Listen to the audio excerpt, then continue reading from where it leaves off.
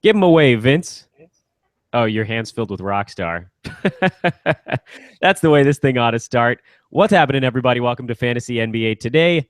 Dan Besbris, the man whose face will appear as soon as he says something, is Vince Miracle. Now it occurs to me, by the way, that they might not have seen your wave unless you're physically speaking, because the YouTube live stream dictates what faces are on. So I'm going to shut up for a sec. You say hello, and then give them a wave. Hello. There it is. Welcome to Fantasy NBA Today. Now we're rolling. So he's Vince Miracle. I'm Dan Besbris. Welcome to Fantasy NBA Today. Again, the live chats continue. This is what's going on right now. This is how it's all happening. We're taking questions up until basically opening tip. That's going to be the plan because we know people have a lot of them. They've come in from Twitter. Vince, I think you got one off of Facebook earlier today. And then certainly once the chat room here on our YouTube live stream populates, then we will be getting some questions from there as well. But Vince, I haven't talked to you in a couple of days. I did 3 shows yesterday. One of them is airing tomorrow. That's a fun one I was able to do with the Welsh from inthisleague.com. But you got to take a little podcast chill yesterday. How's your voice? I got to feel like you're ready to roll today. Let me just say, I missed you. I missed you for a full day. I missed being on Fantasy NBA Tonight. But you know what? The wife, she needed me. She's like, babe, I love you. I need you to be at home helping with the baby. You work so hard. And I'm like, you know what? I understand it. That's fine. Wednesday in the middle of the week, I'll let Dan Besbris take over for me because he's Thunder Dan. He's the man. I was tired by the end of yesterday, I'll be completely honest with you. But it was a fun opportunity to, number one, get Zane on live in the morning, talk to the Welsh in the afternoon, which, again, that podcast will be dropping tomorrow. So no live NBA Today tomorrow. That'll be a recorded show only. And then last night, Jordan Smith, Vince, you checked in for a minute. How about the pipes on that young man? I'm Batman. That's what it reminded me of. He's got a deep voice. Like I honestly can listen to him tell a story and I can lay there and he can, the way his voice goes like so deep and so low. Like if he was telling a scary story, I might get scared. Like that's how deep it gets. Submitted for the approval of the Midnight Society. Here is Jordan Smith. There's a 90s reference, and we'll see if anybody gets that one in the Hoopball chat room. Of course, this is a Hoopball presentation. Hoopball Tweets is the Twitter feed. Make sure to follow that. Go to hoop-ball.com for articles written by all of these voices, by the way, that you're hearing this week. Those guys are putting together outstanding stuff over at the homepage. And, of course, the most important thing, and I'm going to hammer you guys with it throughout this coming week, please click that subscribe button. We are officially transitioning to Libsyn starting today. So make sure you're subscribing now. That way you don't really have to worry about anything. And when we make the changes, your fantastically smart mobile devices and laptops will pretty much just do whatever we tell them to do, and you'll continue getting the show. But other logistical things, Vince, before we get into the questions, I know there's a lot going on with promo codes, with opening tip, with the draft guide. So what's the haps over at Hoopball HQ? All right. So I want to make sure that we have everyone in, and I'm fully focused on pulling up all the info here on my cellular device because I wrote it all down. So for those who are wondering, there's a draft guide subscription, there's an in-season subscription, and there's also the premium memberships. And now what the premium membership is basically the Q&A stuff that you get and that Aaron talked about, where you can choose between a 4-hour subscription or a 1-hour subscription. And what you do is you send in your question, depending on what subscription you chose, how many questions per week will rely on that, and then also the time frame of which your fantasy expert that you choose responds to you via email to answer all of your questions no matter what.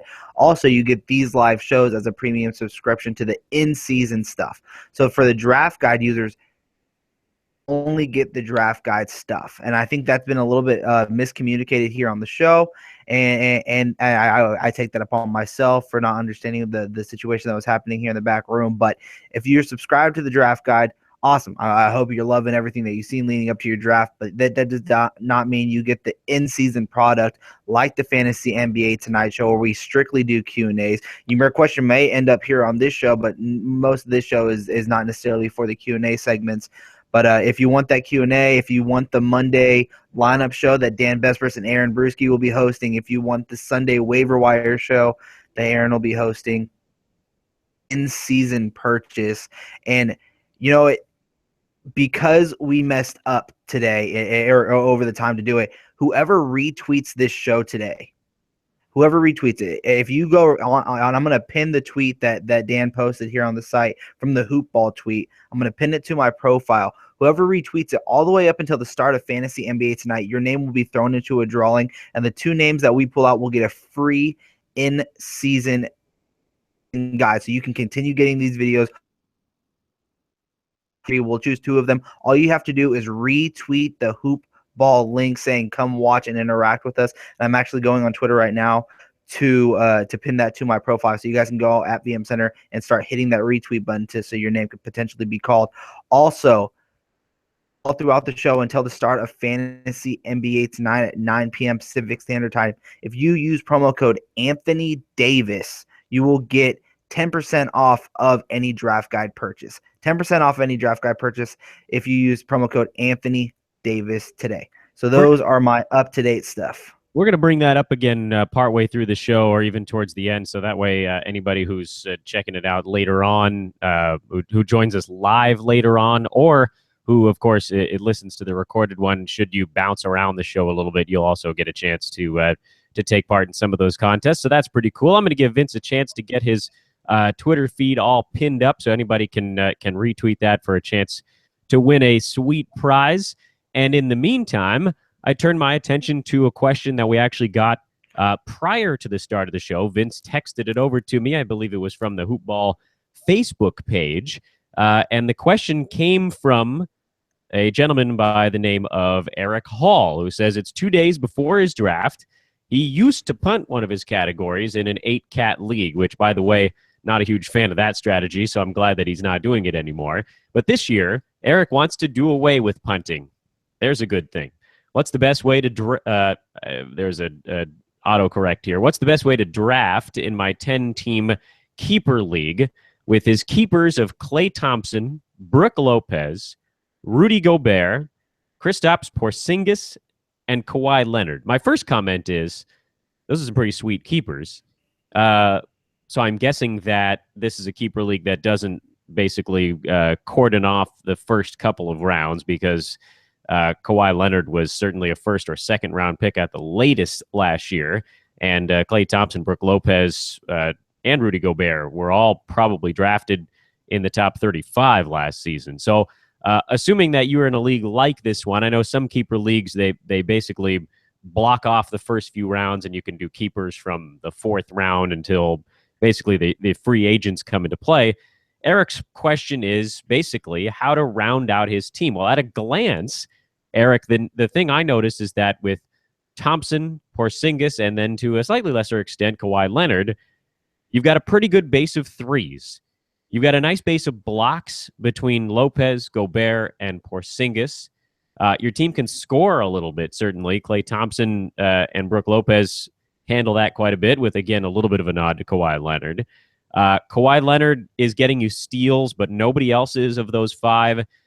And then the issue that jumps up for me is certainly not rebounds, because there's a lot of big guys there. You're low on assists, and you're a little bit low on steals. He sent us a list of all the guys available still in his league. Now, unfortunately, we can't really read that off to you. It would take too long, and you'd all leave this live chat. But some of the names that jump out to me, by the way, are guys like Jay Crowder. That's a steals guy. Trevor Ariza is a nice steals guy. And then lower down on his list, Darren Collison, D'Angelo Russell, Dennis Schroeder, guys that could get you some assists certainly as well. Vince, when you took a look at Eric's question, what were some of the names on his list that jumped out as guys that might be able to fill in some of the gaps on his team?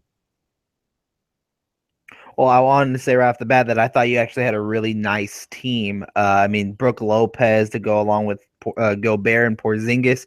I mean, your big men are pretty strong. You have two strong perimeter defenders in Klay Thompson, and while Kawhi Leonard is better statistically defensively by getting the steals, and I believe he was right around a block a game last season or close to it.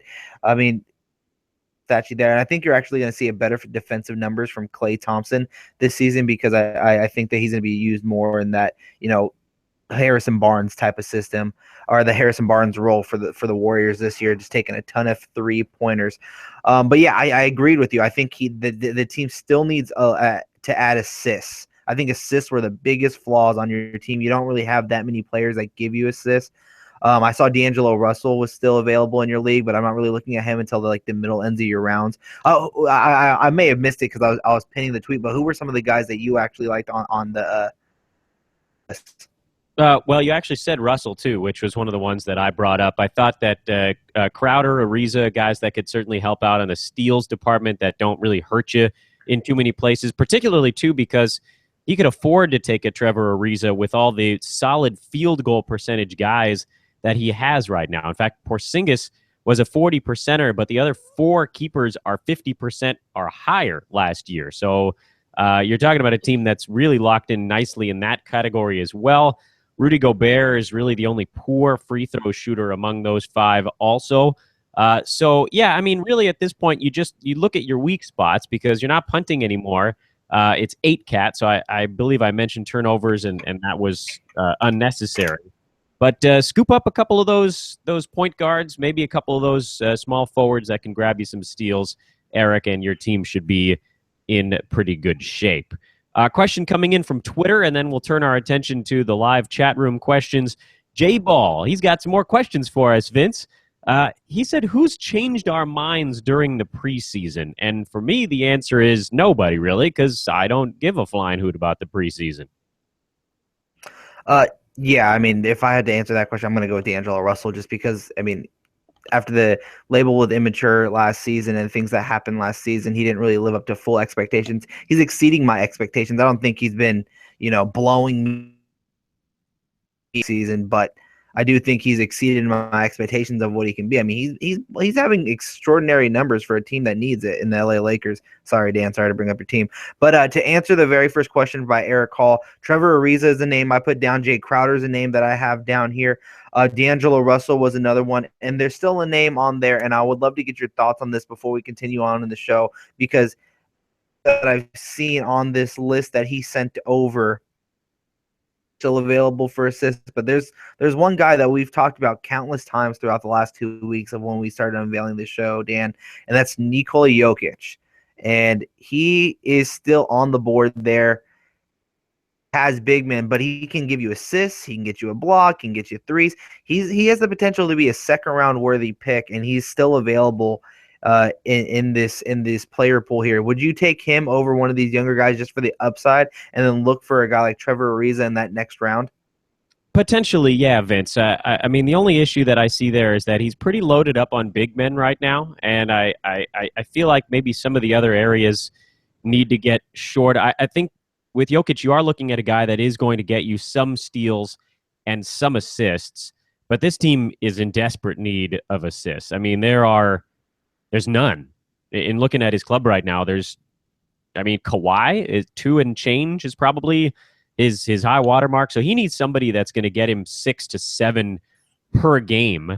Darren Collison too. Darren Collison is an option out there too, and Avery Bradley. Agreed. Yeah, Darren Collison was a nice one. I mean, I don't know that he necessarily has to go and get these guys immediately, just based on kind of where the draft starts in this keeper league. I take it starts at basically the 6th round. But he's going to need to go get a point guard quick, and there aren't that many available on the list he sent us. So this brings up a more of a theory question, Vince, and we've talked about it before, but it probably bears repeating at least once quickly here, and that is, when do you draft for need? And for me, the answer is about this point for Eric. I would never draft for need in the first 2 or 3 rounds. Those are the rounds where you really want to take guys that can do a lot of things. You want to take the best available player, and unless you're punting, which again we both recommend against that, don't start looking to fill the gaps in the first couple of rounds. But once you get to where you're looking for guys that are maybe good at 2 categories, 3 max if you can find one. So that, Eric, and to anybody else, is a good time in your draft to start looking and see what you're not that strong at. And maybe you don't draft the best available player at that point, maybe you draft the third best available player, but he's the best in the categories you need. I think we've touched on it a lot over the last 2 weeks, and I completely agree with you. You take the best available player within those first few rounds, and that's why I'm looking at a guy like Jokic. Is another thing. He's in a keeper league. So does that mean he's going to be able to keep a lot of these players going in the next season? I think you want to start looking for different options other than Brook Lopez. And I think if you can get a second-round talent like Jokic, add to your roster while also having guys like a Darren Collison or a D'Angelo Russell possibly being there for you in the next round. I mean, I think that's something you want to consider because I don't think you're looking at that first round while putting together your team and saying, oh, I need a one. No, I think you want to add the strongest player available that is there. And in that, I mean, you have guys like Dwayne Wade and Rajon Rondo that will be available later in your draft. I know you don't want to punt, so don't get Rajon Rondo, but help you in other areas that, like assists. So I would say, I mean, I'm looking at Jokic still and Ariza and Collison as my top three guys out of the list that he gave me. Yep, that works for me. Let's turn our attention now to the live chat. Ron Mijal says, any chance that Towns gains forward status this season? I would say yes.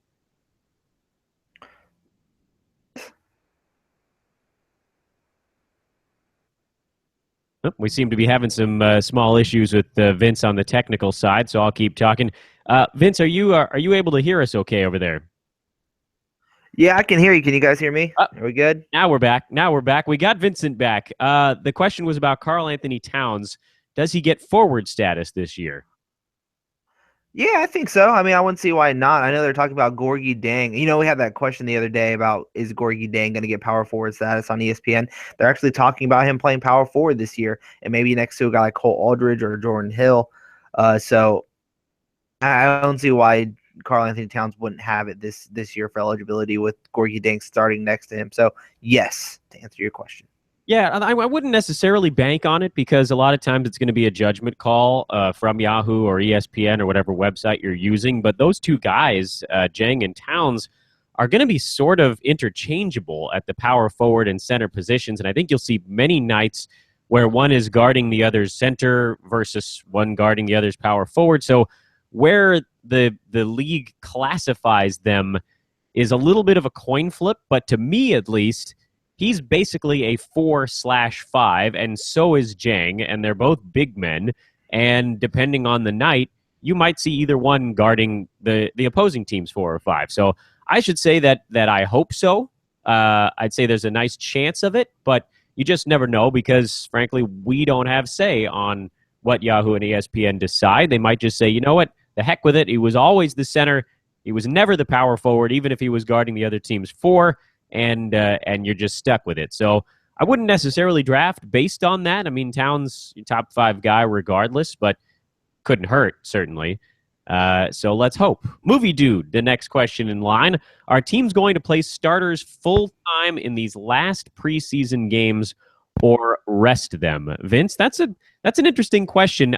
I would say the answer is probably somewhere in between, actually. I don't know that you're going to see the starters play full 35 to 40-minute games. I don't know that you're going to see them sit completely either. You're probably going to see them play 60 to 70% of what you might see in a regular game. This is a DFS player. That's what this is. This is a DFS player. This movie dude is trying to figure out what he's trying to do for his lineup or their lineup. You know, I mean, I think what you got to look at is if this is their team's final preseason game heading into the regular season. Because if that's the case, I think you're going to see guys like Carmelo, who got the night off last night. I think he's going to be playing tonight. Them heading into the regular season. I mean, the season's only 5 days away, so I mean, to get that little bit of game action before heading into the regular season. So I mean, again, I think you just have to look at the schedule and see, does this team play again? If not, I think they're going to play their starters, I would say, a good chunk of minutes.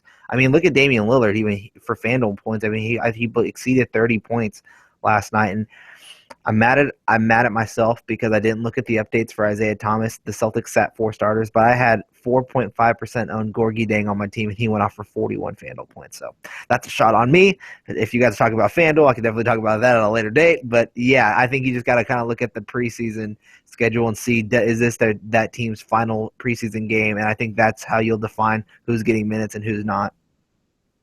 I think you may have caught him, Vince. The DFS call was that might be your best call of the show, depending on how the rest of this thing goes. You picked him out of a lineup. We had a couple questions here on Derrick Rose, so I'd like to move towards those now because Optical 818, even if that's the area code Optical, you and I are not far from one another. Says, haven't heard much on Rose. What's your take? Somebody else's problem?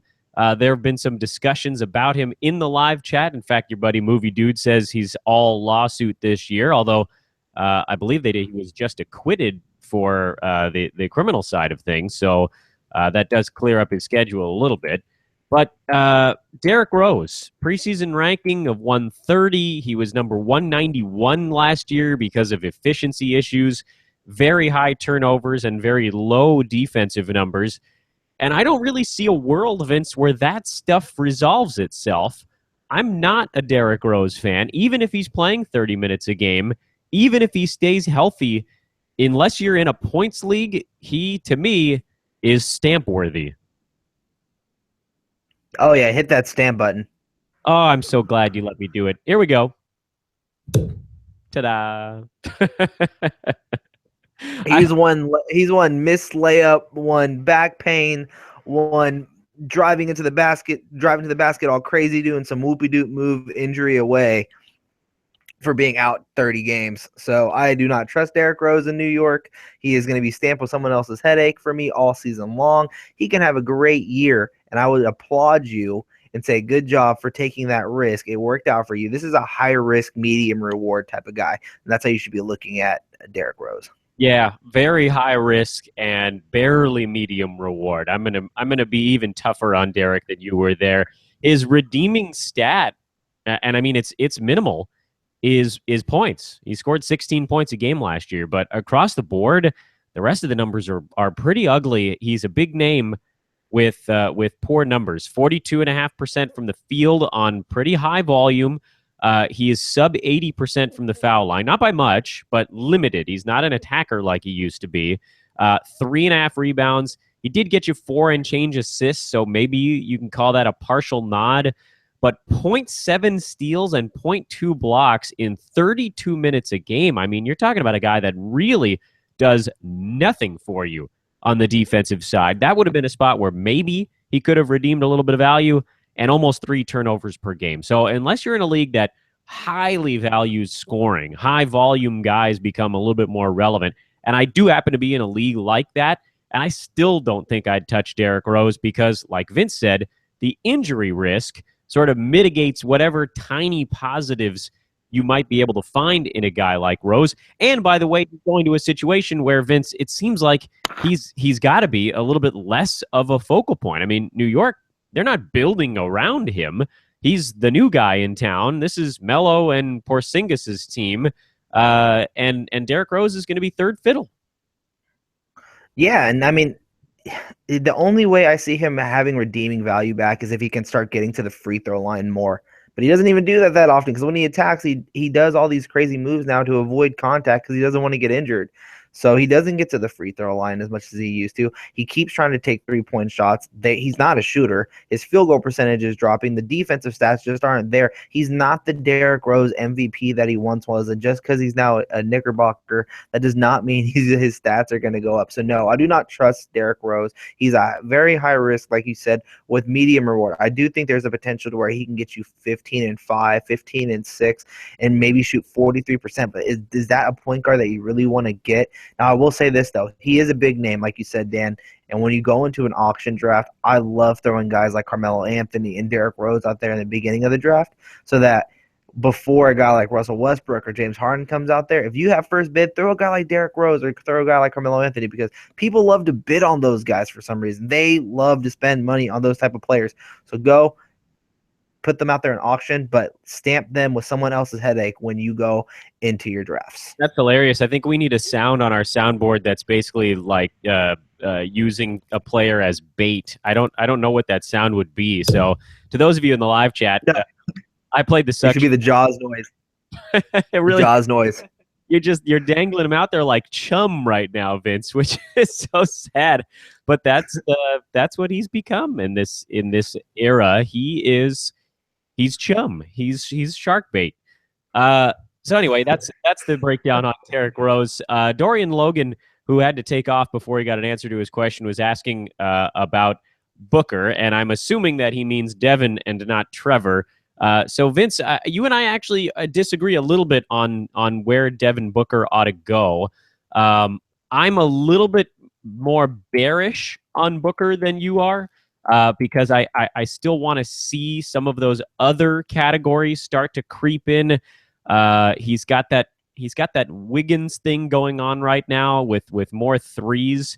So I'm a little more bearish on him, and I think you, Vince, you're pretty high on Devin, aren't you? Yeah, I really like Devin Booker this year. I think Devin Booker is going to be an elite player moving forward in the NBA and moving forward in his career. Now, is this year going to be the year? I mean, I think so. I think there's a good chance that you see that lineup of Bledsoe, Knight, and Booker on the floor together as the 1, 2, and 3. I think they're may going to look at options of taking Brandon Knight out of the starting lineup and have him become a six-man and be a scorer for him. So, I mean, I think Devin Booker is without a doubt going to get the minutes. The Phoenix Suns are not going to be a good team this year. I mean, you've seen it in the preseason, and you saw what they are. Even when they're healthy, they have a lot of question marks and a lot of holes on their team. So Devin Booker is going to get the ball a lot. Eric Bledsoe is going to be getting the ball a lot. And at some point, Brandon Knight has a good chance of getting injured. Knock on wood. I hope that doesn't happen because I have Bledsoe and Knight on 2 of my different rosters that I did in fantasy drafts this week. But yeah, I mean, I definitely think that Devin Booker has a chance to at least bring back middle round value this season. Yeah, see, I'm a little bit more bearish than you on that one. I think late mid to early late round value, if that makes any sense. I hope I separated the words clearly enough on that one. Those deficiencies, he needs to address them. If you believe that he will this year, then he could be a solid play. Sometimes I get the feeling that sometimes guys just sort of are what they are, and I know that's such a dumb way of phrasing it, but Devin Booker, he's a guy that either gets right to the rim and usually gets fouled, or shoots from outside, which is going to be tough on field goal percent. Great scorer, make no mistake. He is a terrific scorer, decent ball handler, good 3-point guy. But just didn't show me much on the defensive side of the ball, and I know they're a bad team, so he could put up some serious popcorn stats. With that in mind, maybe I should issue the sort of partial retraction. He's a guy that I would target much earlier in a head-to-head league than in a roto league. I think that across-the-board value is not really there yet, but he's a guy that could just blow up for a couple weeks here and there and really win you some categories when you're going head-to-head over a shorter-term stretch. So expect some inconsistency. Expect a guy that's going to have the ball in his hands a lot, but expect a guy that could weigh you down in a couple categories. And I think that's a pretty fair way of balancing the good with the bad on Devin Booker. Question on Kelly Oubre. He's been coming up a lot lately. This is Zubin, who says, do you think Oubre breaks out this year and takes Otto Porter's starting role? That's a big-time fear that a lot of people have been asking. My short answer, Vince, on this one is no. But I do think that he's a decent enough play, and I do think it's kind of scaring Porter down the board, where, yeah, it makes me a little bit nervous about Otto Porter. I'm considering just avoiding that situation altogether from a fantasy perspective. Good. If you avoid him in our hoop ball league and I get him, thank you, because he's going to get me. Otto Porter is going to be the man at the starting small forward position for the Washington Wizards. Scott Brooks has a history of playing guys that have been there before, that have experience, and that their 2 superstars on the team, being John Wall and Bradley Beal, get along with, and that happens to be Otto Porter. While they like Kelly Oubre, the kid's 21 years old. He has shown signs of being able to be a scorer. Defensively, he's up and down and inconsistent. Otto Porter He knows exactly who he is. He's a defensive player who can knock down the three ball now from the corner and can score the basketball in the inside and isn't afraid to play bully ball with any of the bigger players. They're already talking about going small with him playing the 4 and the 3, so maybe you actually see a lineup where you have Beal, Wall, Oubre, and Porter all on the floor at the same time. I think that would be an interesting lineup to see. And even maybe a guy like Markieff Morris, who I think people are sleeping on this year because of what happened in Washington in his first year there, but over Kelly Oubre. But yeah, I do think Kelly Oubre has an uptick in stats this year because I do love the upside of what Kelly Oubre brings. Adrian Benjamins asks a couple of questions, so we're gonna do 2 of those back to back, and then Zubin will come back for your next one. We're getting a ton of questions in the live chat today, so we'll try to we'll get to as many as we can. That's our promise, but of course we are off air at noon because life calleth, and Vince, you've got another show coming up at 9 tonight with John Sill, so there's a lot left to do today. Adrian says, you guys seem high on Trevor Ariza this year. Are you worried about how bad he's looked in the preseason? And then in a second question, he says, from best to worst, how would you rank Myles Turner, Rudy Gobert, and Jonas Valanciunas? So, Vince, on the first one, no, I'm not worried at all. Are you? What was the worried part? Worry about who? Trevor Ariza. No, it's preseason. No, I'm not worried about him at all. He's the team's best defender. If Patrick Beverley goes out with surgery, he can knock down the 3 ball. He'll get you the defensive stats. Yeah, he's probably his field goal percentage maybe up and down a little bit, but that's why you draft big guys around him. If you draft a team that has high field goal percentage, Trevor Ariza is a nice supplement to the team because he can get to the free throw line, knock those down, 3-pointers. He has a good chance of not averaging 2.5 a game. Points are going to be there. He's a nice rebounder. He's going to get you the hockey assist of maybe 1, 2 a game, plus the steal and a half, maybe even 2 a game, and he gets you half a block. Put him on your team. And he doesn't turn over the basketball. Put him on your team. He's nice.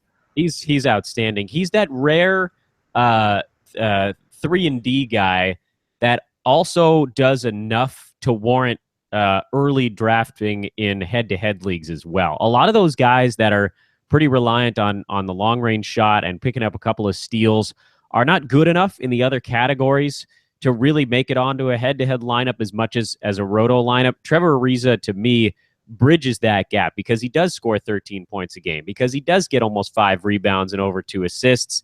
The low turnovers is outstanding. And the field goal percentage situation, again, is actually sort of a less of a factor in a head-to-head league. So I love him. I'm not, like you, Vince, I'm not at all worried about a slow preseason. Trevor Ariza has gone through some pretty monumental slumps in his life, and he always breaks out of them. And it is a beautiful thing when he does, because you look at a 2 or 3 week stretch where he's averaging 4 or 5 threes a game. He is, and I don't want to throw this term around too much, he's elite in 2 categories. And it's so rare to find somebody like that that's being drafted in 4th and 5th rounds in some fantasy leagues. That, I mean, he's wonderful, especially now with the way that Houston's going to be running like crazy. He's a perfect fit. And like you said, Vince, he's the last man standing on defense for that club. So, no, neither one of us is on Trevor Ariza.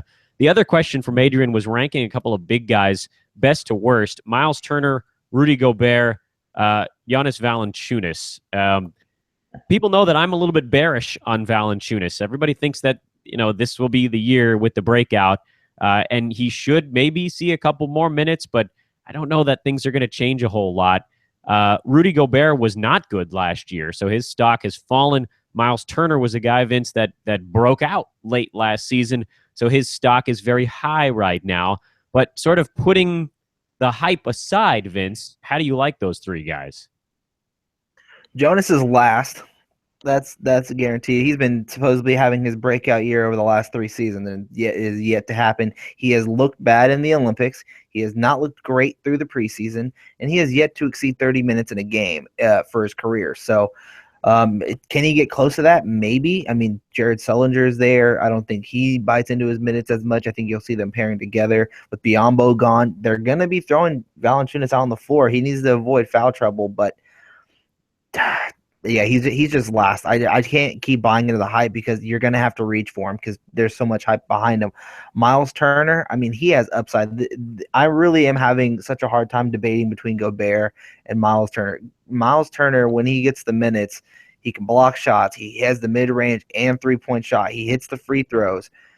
He doesn't turn over the basketball as much. So I mean, I think I'm gonna go Myles Turner and Rudy Gobert, but I'm going for upside with Turner. And with Gobert, I think he just has a nice floor that you want to go with. So it's gonna go Turner, Gobert, then Valanciunas. Wow, you and I are exactly the same on that one. I don't need to add anything. Back to Zubin's second question. It's a rarity. I mean, you and I are usually in partial agreement, but that was straight together. Is JV going to be an all-star this year? So I thought that was a pretty good segue from question to question. No. I'm just gonna leave it with the I don't know. Yeah.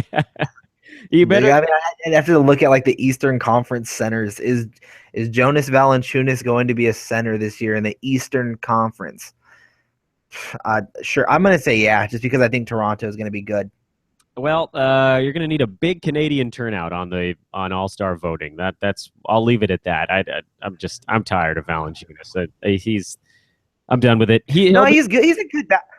I'm not hating on the guy. He's a good basketball player. He's good for that Toronto team. He's just one. He's not aggressive. He can't get the basketball without assistance from other guys on his team like Kyle Lowry or DeMar DeRozan giving him the basketball. His back to the basket game is subpar at best, maybe just above average. He's not the greatest behind the back passer. Plus, he loves to do the same exact pump fake and jab step every single time, and defenders are going to start reading that. So he's very predictable, and that's why he hasn't had that breakout year yet. Hopefully, it's this year.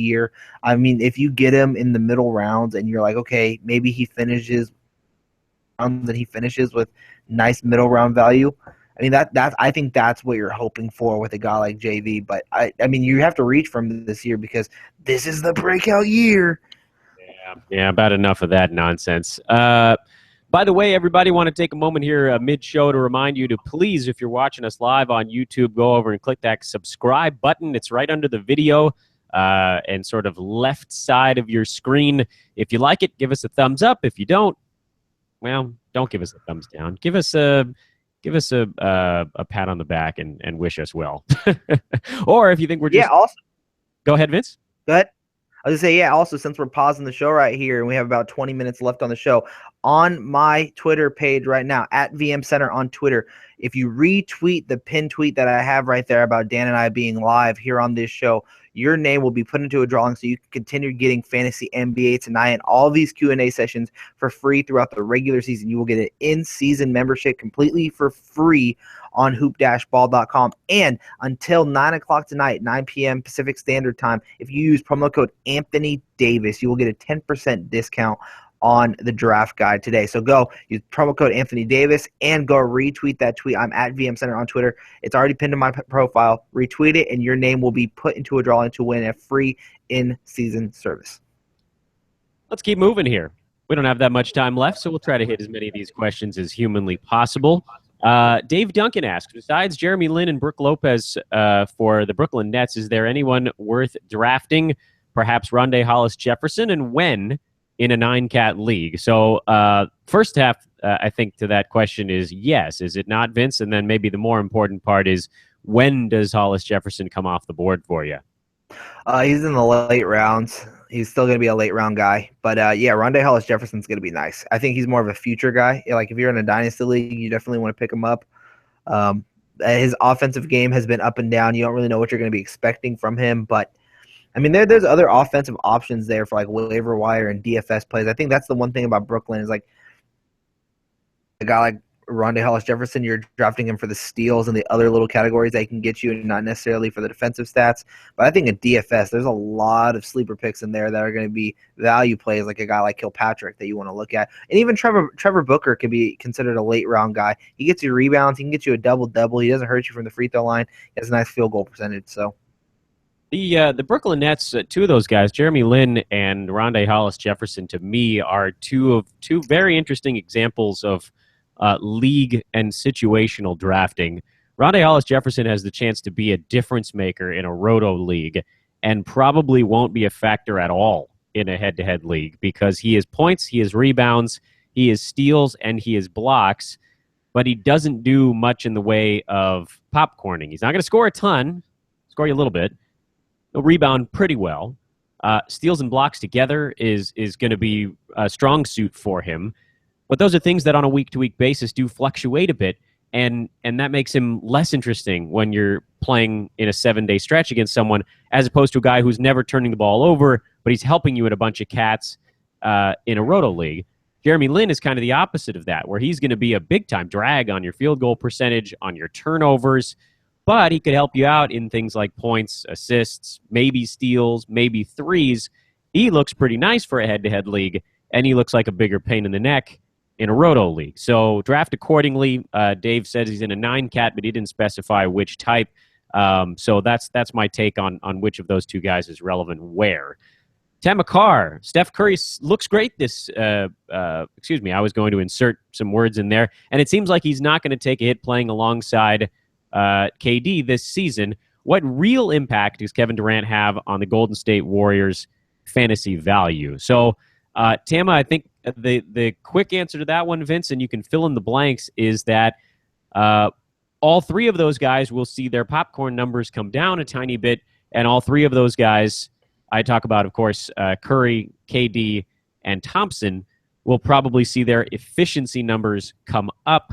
The guy that is going to, I think, struggle a little bit is Draymond Green, we'll probably see his defensive numbers hold steady, but otherwise for Draymond, I think you're going to see a little bit more of a drop across the board. Vince, agree or disagree? Oh, I completely agree. You took Draymond Green topic right off the top of my brain. That's the thing I was going to go to. I mean, with Steph, I think Steph's going to be exactly who he is. I mean, you have to remember that this is Stephen Curry's team. Just because Kevin Durant came there, he came to Curry's team, and he's going to be Chef Curry with the pot this season. He's going to be shooting probably 40% from three-point range. If anything, it helps KD with his assist numbers because you'll have a KD get the ball, drive it in, and they're going to have to double him at some point because Kevin Durant, if you go single ISO defense on him, person work. The only person that I know that can really stop him is probably LeBron James. They don't play the Cavs every single night. So Curry's going to get his shots. Clay's going to get his shots. They're going to go in. I'm worried about Draymond Green's fantasy value, though. I mean, people are still taking him in the second round.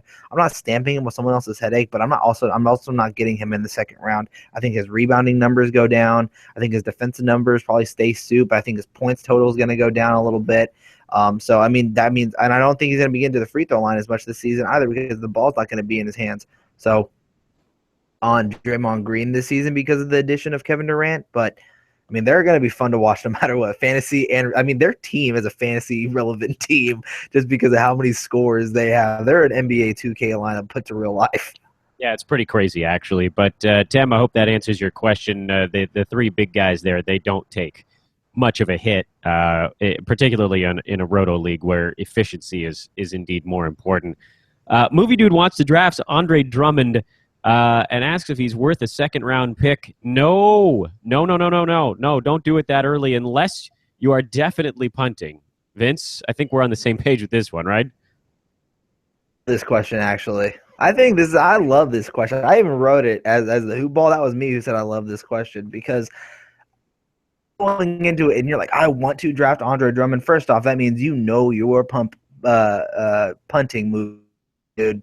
So if you're going to punt and you're going to go for these big men, I say go for it early. Take Andre Drummond in the second. If you know you're punting, and then the third round, go get DeAndre Jordan. And in that first round, I hope you got Hassan Whiteside so you can go back to back to back on those big men because then you're going to win in field goal. You're going to win in blocks. You're going to win in rebounding, and you're going to have points. Then you can start filling out with other guys like Trevor Ariza in the fourth. You can get a guy like D'Angelo Russell. Darren Collison will probably be available by your next turn to pick because people are sleeping on guys like him. You can find other places to fill it out and just start punting the heck out of that free throw percentage, and you can start getting guys again like Hassan, DeAndre, and Drummond in those first three rounds. If you're going to punt, go all the way. Yeah, see, I disagree with that strategy. I think that Hassan Whiteside is a great early round guy, but if you're punting and if you're the only guy in your league punting, then you can wait on those guys. You can take better guards early and don't reveal your strategy, and then boom, fourth, fifth round, when everybody else is still not taking guys like Drummond and DeAndre Jordan, you can still scoop them up because they're going to be there. Because at least for me, almost everybody else in your league is going to be avoiding those guys like the plague, the bubonic variety. Not true. Not true. There's always you say there's only that one person in the league that always punts. There's always two people in the league that are like, you know what? If I get this guy, I'm gonna start punting. If you already show in those first few rounds that you're like, hey, I'm the team that's punting, then yes, maybe they start avoiding those guys like the plague. But just to make sure that you get your punting players and you start building your roster, it's not like these guys can't score the basketball. Drummond's going to get you 16 to 18 points a game. Plus, he's going to be shooting like 48 to 50% from the field. Hassan Whiteside's going to be 18 to 20, I think. And then he's going to get you these guys win you categories and categories that you can't get. You're automatically getting 4 strong categories with the points, the rebounds, and the blocks. And blocks is something that you will probably dominate throughout the entire season. So if you're going to punt, I say go all the way. And there's other guys that are being, one, either slept on, two, being undervalued, guys like Darren Collison. I think D'Angelo Russell's another one with the upside that you can get and you can build your punting strategy around. Even a guy like we talked about right now. You're going to be adding steals, 3-pointers, the free throw percentage, which doesn't really matter, but his field goal percentage doesn't take that big of a hit, and he also doesn't turn over the basketball that much. So you add him as your wing guy to build a nice team just from players that I'm naming off. You should be. I'm just telling you right now. If you build this team and you have those 4 guys on your team, and you get Darren Collison, send it to me. I will give you a full-on standing ovation through Twitter or on this live chat. I will literally stand up on this camera and go like this. I got to give the people what they want, Dan. I got to give the people. If you got that sound bad, play it. We got to give the people what they want. Man, alive. Oh, Vince is fired up this morning. I am. That sponsored by Rockstar. Yeah, that going into first pitch today was a goodly one. Hugh Johnson says, who do you like, Robin Lopez, Joakim Noah, or Terrence Jones? Ooh, I like Terrence Jones. This is like a nice deep pick, but I'm going with Rolo. Yeah, I agree. He's your safe play there. Terrence Jones would be the second one, and then Joakim Noah, who might play 45 games this year, is probably the third pick of the 3. Sack Sports Nation, your buddy Vince, he suggested the Finding Nemo quote, shark bait, as we could have played. That's really nicely done. Roderick de Guzman says, what are your thoughts on Frazier? Should I put up Delhi, who's available? He's using contractions here that I might goof up some of the question.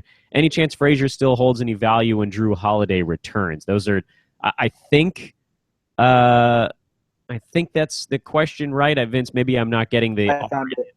What is the RN? I found it. It says, what are your thoughts on Tim Frazier's rest of season value, and should I pick up Delhi, who's available right now instead? Oh, right now, that's what RN is. Okay, I'm an old man. We got to use full words with me. Millennial age mind right here. This I keep up to date with all the new hip trends. Do you not see that I think this is the second week straight on a Thursday I've worn this shirt? More clean clothes and more stuff to my addition. Millennial mindset. You got 7 shirts, don't you? No, I love my attire. You know, it's comfortable, it's classy, and on top of that, it can be something that I wear to an interview if ever need be. That's very true. You're a handsome young man, Vince. Damn, that's stop it right now. But to answer the question, I think Dellavedova is going to be a guy that will be wire the entire time. Do I like him over a guy like Tim Frazier? I mean, I want to hear your thoughts, Dan, because I'm leaning towards yes, because I think Dellavedova is going to be the team's primary starter in Milwaukee now that Mark Carter-Williams is gone. He has the ability to get you 10, 5, a three-pointer, half with maybe a steal and a half. I mean, he's not going to hurt you in any category. Well, Tim Frazier is going to be ending, I think, as the starting point guard because we've seen what he can do with minutes, but then Drew Holiday is going to be returning on more complete guard position. Like, there's so many guys there at that position. So would you drop Tim Frazier right now for Matthew Dellavedova? I would say yeah. I would say yeah. Yeah, I would say yes too, Vince, mostly because you could kind of roll the dice and hold on to Frazier a little bit longer and try to squeeze those non-Drew Holiday games out of him. But my fear is that Dellavedova puts together a nice little, 12 and 12 game early in the season, and then he's gone, and that's it. And at that point, he's probably not going to get dropped again because he will be a nice assists guy towards the end of a draft. Where to me, Tim Frazier is a guy that does kind of vanish a little bit once Drew Holiday's back. Even if he continues to start, he's just going to be a distributor, and he's not going to be the primary guy. He's going to bring the ball up the floor for that team, but the Pelicans have plenty of other options of guys that are going to make things happen. So to me, even if their values are flip-flopped right now, where Frazier will probably be better than Dellavedova for however long Holiday is out, rest of season, yeah, you're looking at a guy in Delhi that's just such a hard-nosed kid. He's going to play, and Jason Kidd's going to make sure that he's making good passes, and I think he'll put up a couple of sort of reasonable late-round kind of numbers that would fill out a team relatively well. He's not going to be a superstar, but he'll be okay. We are really coming down the chute here. Just the last couple of questions now. I'm not even going to bother trying to pronounce this name because I think it is from, or at least originated maybe in a Scandinavian nation. So I'm going to try. Okay, give it a go. Sergio Hassan. Jester Sigur Hassan. Sigur Jonsson? Sigur Jonsson. All right. Tried. So we biffed that one pretty hard, I think. But he did ask a couple of questions. He has the second pick in his league, 12-man head-to-head, thinking Curry may fall to him at 2. Would I be crazy going for Klay Thompson and Nikola Jokic at 23 and 26 and have 2 Golden State Warriors guys as my 1 and my 2? Or would I be better off if I tie Curry with Kemba Walker and Nikola Jokic? I like Kemba more than I like Klay Thompson, so it looks like that's really the question here. Do you go Kemba or Klay? I don't think that you're going to get Curry, Kemba, and Jokic. I think that one of those guys is going to be gone before it gets to you. But if you can, I'd prefer that 3 spot over the other one, simply because, if you have Curry and Klay Thompson on the same team, you may not need to pick up a guy who hits a 3 the rest of your draft. I think with Kemba, you fill out a couple of other needs, and I just like him more as a well-rounded player over Klay Thompson. Vince? Yeah, Jokic isn't going to be there. Klay Thompson is the only guy I think that's going to be there at your next pick. To be of the second pick, you're going to be picking 23 and 26. Yeah, I'm thinking you're going to have you'll have maybe, but Klay Thompson is the only one I really truly see available. If you have those guys, all 3 of them available though, and you're choosing between Klay Thompson and Kemba Walker to go with Jokic because Jokic just if Jokic is there, you take him. But if you're choosing between Kemba and Klay, the playoff schedule, to be honest with you, I mean, I think Kemba Walker had a breakout year last year. It was awesome. He's going to be an elite point guard in the Eastern Conference, which is rightfully so. So I definitely am leaning toward him. But if you want to have 3-pointers on your team, if you want to have the defensive stats on your team, I'm going to go Kemba and Jokic. Yeah. I just talked. That was how I think in my draft in my 15 seconds when I'm on the clock. And I have my 30 to 45 seconds on the clock, and I only have 15 seconds left because I'm talking in a chat board. Bam! You just saw my thought process. You're welcome, Kemba and Jokic. Truly terrifying look into the brain of Vince Miracle, and I don't know that we ever want to go back to that place. Movie Dude, by the way, give you credit. He says, Vinny's right, and I'm in a 12-team standard Yahoo League. You'll never just be that guy. There's always one other. See, now, I think that really just has to do with who you're playing with, because I've been in 2 or 3 different leagues over the last 10 years, and I've actually never had a single person have a dictated punt. Never, which is pretty remarkable. You also have no one really talking in the chat board, though. What do you, I just meant, yeah, I guess that's true. But I mean, I'm just talking about overall in my history, there are very few people that really do focus on a punt job. So if you're in a league with 2 of you, that's wild. You guys are an interesting lot. And if there's another one movie dude, then yeah, go with Vince's strategy. But for me, I've had very few examples of people that are trying to punt.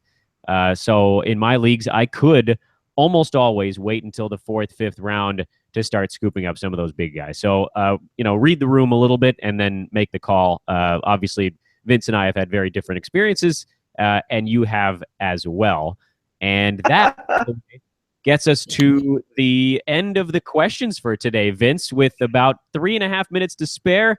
So I want to give it back. I want to give the floor back to you so that you can let people know all the good stuff going on in terms of draft guides, in terms of subscriptions, and then certainly remind everybody again where they can find all of us.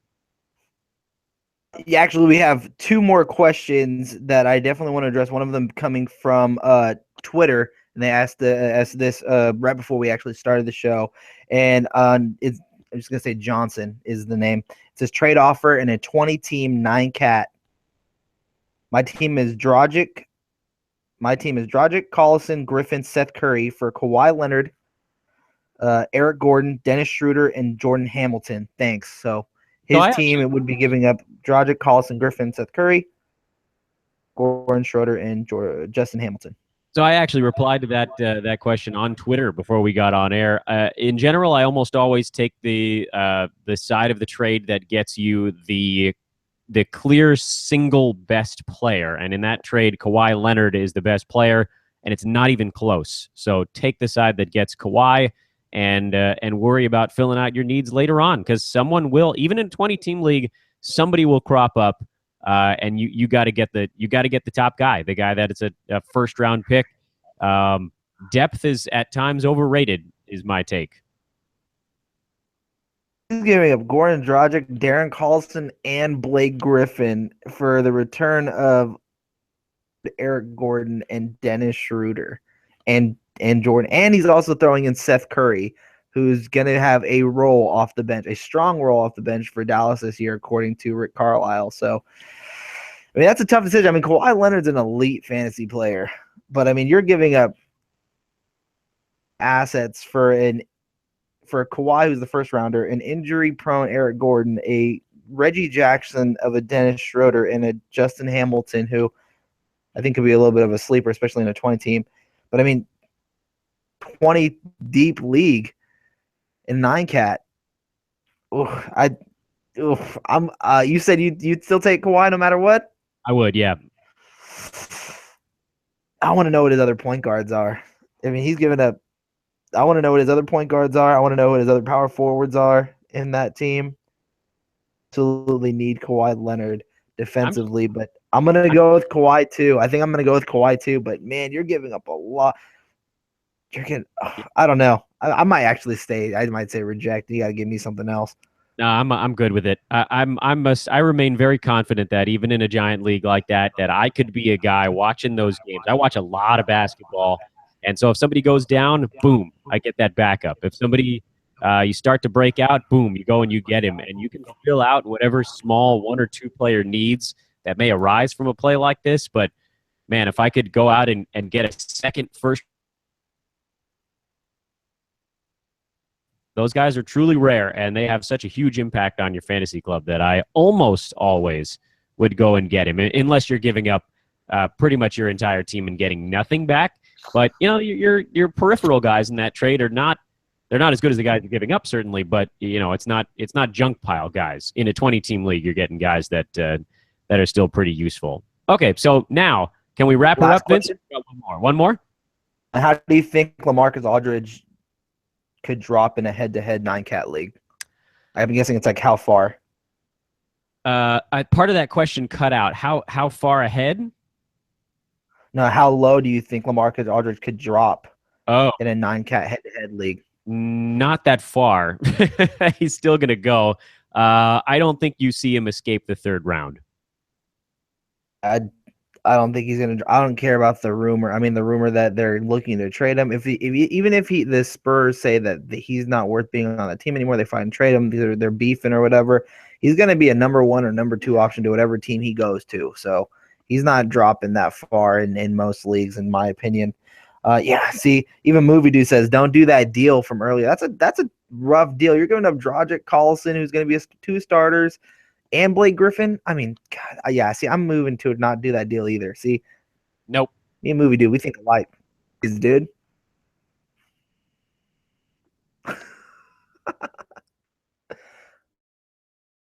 Are you frozen there, Dan?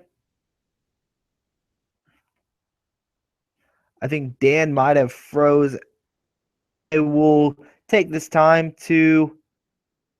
Yeah, so Dan just texted me his computer just fried, so I will actually just sign off the show by saying go follow him at Dan Besbris on Twitter. You can follow me at VM Center. You guys, until 9 p.m. tonight when the Fantasy NBA Tonight show airs, if you retweet the tweet that is pinned to my profile right now about Dan and I going live with the show, you retweet it, drawing, and at the end of that show, a Fantasy NBA Tonight will reveal 2 winners who will win premium subscription for the in-season premium subscription over at hoop-ball.com, so you can continue getting the Q&A sessions that we're going to be doing for our premium members on Fantasy NBA Tonight and on hoop-ball.com. Also, until that show airs, if you use promo code Anthony Davis, you will get 10% off of any draft guide that you purchase. So promo code Anthony Davis.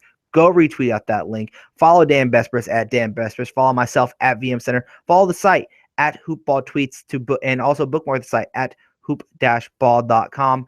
And until next time, Hoopballers, I'll be seeing you tonight.